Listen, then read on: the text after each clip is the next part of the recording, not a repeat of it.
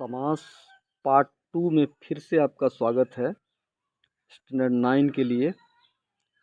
देखिए, मैं परिचय के तौर पर आपको समास की परिभाषा और कुछ उदाहरण मैं आपको पहला पार्ट में बतलाया था। दूसरे पार्ट में ध्यान रहे कुछ बिंदुओं पर, जिसकी चर्चा मैं स्टैंडर्ड 8 में किया था। दोबारा देखिए, पहला समास का विग्रह कैसे होता है सो मैं आपको समझा रहा हूँ।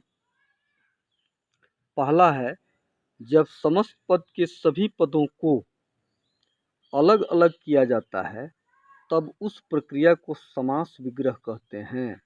जैसे राजपुत्र, ये समस्त पद हुआ, इसका हम विग्रह करेंगे तो राजा का पुत्र ये होगा, ये समास का विग्रह हुआ। आपको भी ऐसा ही करना है। दूसरा, समास विग्रह करते समय कारक की विभक्ति का प्रयोग होता है। आप देखिएगा, कारकों का प्रयोग होता है, उसमें कर्म कारक से शुरू होगा आपको। जैसे राजा का पुत्र, ये हुआ संबंध कारक, इसलिए इसका भी ध्यान रखिएगा। एक एक पार्ट में उदाहरण देते हुए सभी कारक विभक्ति के साथ विग्रह को भी मैं आगे लेकर के चलूँगा। अभी ध्यान रहे, इसको समझिए। समास विग्रह करते समय कारक की विभक्ति का प्रयोग होता है, परंतु समस्त पद में, अर्थात जब उसको जोड़ देंगे समास बन जाएगा, उसी को समस्त पद कहते हैं, परंतु समस्त पद में वह लोप हो जाता है। जैसे अकाल पीड़ित, इसका विग्रह करेंगे तो अकाल से पीड़ित ये होगा।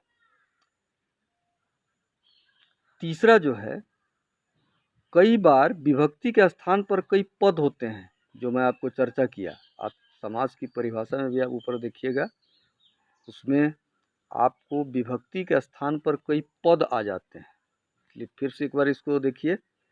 कई बार विभक्ति के स्थान पर कई पद होते हैं और समास करने पर बीच के पदों का लोप हो जाता है। अर्थात जब समस्त पद बना देते हैं तो उसमें उन पदों का लोप हो जाता है। उदाहरण के तौर पर देखिए, जैसे दही में डूबा हुआ बड़ा, इसको अगर हम समस्त पद बनाएंगे तो दही बड़ा होगा। अब देखिए, इसमें पद आ गया है, डूबा हुआ, विभक्ति है में, लेकिन उसके अतिरिक्त भी कुछ पद आ गए। पद मतलब शब्द ही, बाद में मैं पद किसको कहते हैं उसकी व्याख्या करूँगा। तो इसमें कुछ पद आ जाते हैं, जब उसको हम समस्त पद बना देते हैं तब वह पद हट जाता है। यही है समास का परिचय। अब आप देखिए, बहुत सारे विद्वानों ने समास के 4 भेद माने हैं। आपको 8 क्लास में भी मैं समास का 6 भेद ही पढ़ाया हूँ। तो और जो 2 भेद होते हैं वो कहाँ चले जाते हैं, तो उनको तत्पुरुष समास के अंतर्गत ही रख दिया जाता है। इसलिए विस्तार से पढ़ने के लिए जो आपकी किताब में दी हुई है, उन्हीं में से मैं 6 समास का नाम आपको बतलाता हूँ। ध्यान रहे, पहला समास है तत्पुरुष समास, दूसरा समास है कर्मधारय समास, तीसरा समास है द्विगु समास, चौथा समास है द्वंद्व समास और पांचवा समास है अव्ययीभाव समास तथा छठा बहुव्रीहि समास। अब देखिए, जो 4 भेद विद्वान मानते हैं या किसी किसी व्याकरण में भी मिलता है, वो 4 भेद हैं तत्पुरुष समास, अव्ययीभाव समास, द्वंद्व समास और बहुव्रीहि समास। और कर्मधारय और द्विगु को तत्पुरुष के अंतर्गत ही रखा जाता है, इसलिए इसमें घबराने की जरूरत नहीं है। आप 6 समास जो पढ़ रहे हैं उसी को याद रखिएगा। आगे है तत्पुरुष समास। तत्पुरुष समास, जिस समास का उत्तर पद प्रधान होता है उसको तत्पुरुष समास कहते हैं।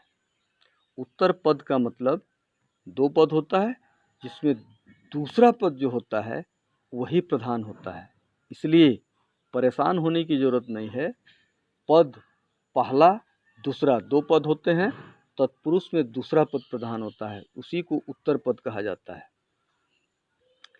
उदाहरण के तौर पर आप देखिए, सेना नायक, सेना का नायक, यहाँ प्रधान है नायक, ध्यान रहे। राह के लिए खर्च, यहाँ पर खर्च प्रधान है, घर खर्च, राह खर्च आदि हम लोग बोलते हैं, तो वहाँ पर खर्च यानी कि उत्तर पद प्रधान है। तीसरा, रेखांकित, रेखा से अंकित, अर्थात यहाँ भी दूसरा पद ही प्रधान है, इसलिए इसको भी आप ध्यान रखिएगा कि तत्पुरुष समास में दूसरा पद ही प्रधान होता है, जिसको हम उत्तर पद कहते हैं। बस इतना ही, एक एक समास को ही आप याद करते चलिए, बाद में मैं फिर इसी में जोड़ूंगा इसके और अलग अलग खंड कौन कौन से हैं, विभक्ति चिन्हों के आधार पर और अन्य पदों को जोड़कर जो तत्पुरुष समास है वे समास, उसको बाद में मैं आगे तीसरा पार्ट में आपको प्रस्तुत करूंगा। इसलिए आज के लिए भी धन्यवाद।